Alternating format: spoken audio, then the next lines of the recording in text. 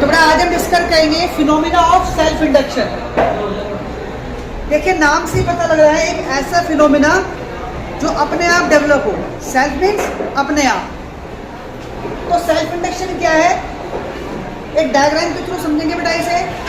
ये मेरे पास एक कॉइल है in the form of solenoid. इसको मैंने एक एसी सोर्स से कनेक्ट कर दिया है। एसी सोर्स का मतलब क्या है कि इसके अक्रॉस जो करंट आएगा वो कैसा आएगा, वेरिएबल करंट आएगा। तो जब किसी कॉइल के अक्रॉस वेरिएबल करंट आता है तो उस वेरिएबल करंट की वजह से कॉइल के अक्रॉस जो मैग्नेटिक फील्ड डेवलप होगा वो भी कैसा होगा, वेरिएबल मैग्नेटिक फील्ड होगा। यानी एक ऐसा मैग्नेटिक फील्ड जिसकी वैल्यू चेंज होती रहेगी, कम या ज़्यादा। तो जब किसी कॉइल के अक्रॉस मैग्नेटिक फील्ड वेरी करता है तो मैग्नेटिक फील्ड वेरी करने से उसका फ्लक्स भी वेरी करता है, यानी फ्लक्स के अंदर चेंज आता है।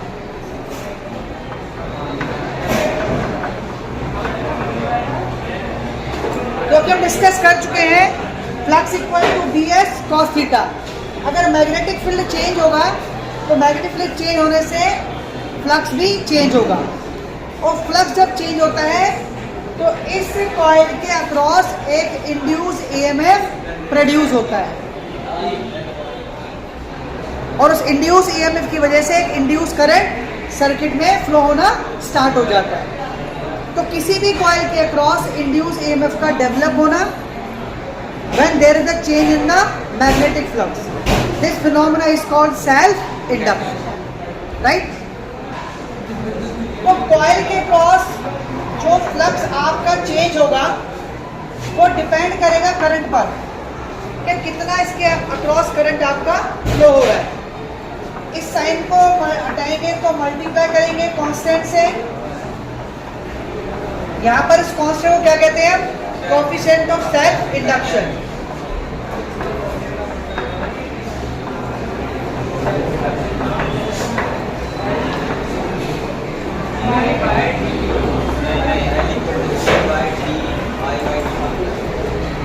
इसको मेजर करते हैं हेनरी में। Henry is the unit to measure coefficient of self induction. अब हम फैराडे लॉ के अंदर डिस्कस कर चुके हैं कि EMF is equal to rate of change of magnetic flux. If we take only magnitude, if we take only magnitude, तो यहाँ पर E की वैल्यू हो जाएगी d/dt Li। यहाँ पर हम फ्लक्स की वैल्यू को सब्स्टिट्यूट कर रहे हैं, और you can write E equal to L di/dt। तो यहाँ से L की वैल्यू क्या निकल जाएगी, EMF डिवाइड बाय di/dt।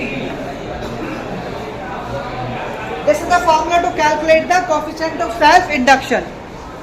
तो इसको हम कैसे डिफाइन कर सकते हैं कि coefficient of self induction is equal to induced EMF when current is changing by unit amount. What is di/dt? Change in the current. तो अगर change in the current की वैल्यू 1 हो जाए तो L इक्वल टू क्या हो जाएगा, E। That means coefficient of self induction equal to induced EMF। जब आपका change in current क्या है, इक्वल टू 1 या यूनिट, राइट।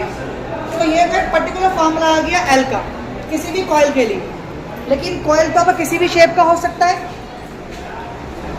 तो अगर हमारे पास एक सिंपली सोलेनॉइड है जिसके अंदर n नंबर ऑफ टर्न्स है, इसका एरिया क्रॉस सेक्शन A है, तो इस सोलेनॉइड का सेल्फ इंडक्शन क्या होगा ये हम कैलकुलेट करेंगे। तो नेक्स्ट कॉन्सेप्ट जो आपके पास है वो क्या है, self induction of a solenoid.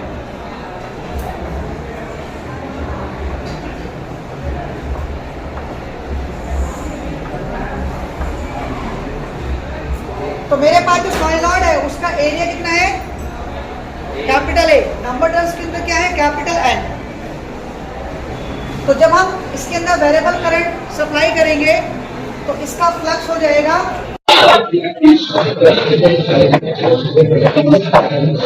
NBA, जहां पर N क्या इसके नंबर ऑफ टर्न्स, और बी क्या है, सोलेनॉइड का magnetic field.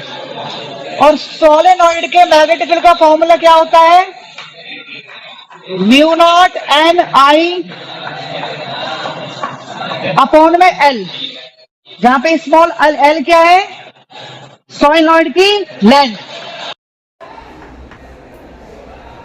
Right, and mu naught is permeability of the air. तो फ्लक्स की वैल्यू क्या हो जाती है, mu naught N square A upon में एल इंटू आई। इसको आप इक्वेशन 1 लेट कर लो, ये हमारे पास फ्लक्स की वैल्यू आ गई। और सेल्फ इंडक्शन से फ्लक्स की वैल्यू क्या होती है, एल इंटू आई।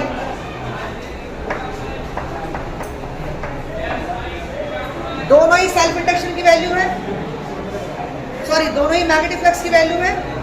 कंपेयर करेंगे तो यहां से L I is equal to mu naught L square A upon में L into I. I cancel out हो जाएगा तो हमारे पास एल की वैल्यू क्या आ जाएगी,